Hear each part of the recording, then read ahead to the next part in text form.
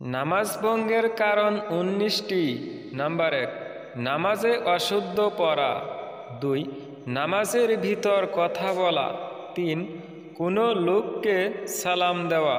৪, সালামের উত্তর দেওয়া। ৫, উহ আহ শব্দ করা। ৬, বিনা ওজরে কাশি দেওয়া। ৭, আমলে কাসির করা। ৮, বিপদে কি বেদনায় শব্দ করিয়া কাঁদা। ৯, ৩ তাসবিহ পরিমাণ সময় সতর খুলিয়া থাকা। ১০, মুক্তাদি ব্যতীত অপর ব্যক্তির লুকমা দেওয়া। ১১, সুসংবাদ ও দুঃসংবাদের উত্তর দেওয়া। ১২, নাপাক জায়গায় সিজদা করা। ৩, কেবলার দিক হইতে সিনা ঘুরিয়ে যাওয়া। ১৪, নামাজে কোরআন শরীফ দেখিয়া পড়া। ১৫, নামাজে শব্দ করিয়া হাসা। ১৬, নামাজে দুনিয়াবি কোনো কিছুর প্রার্থনা করা।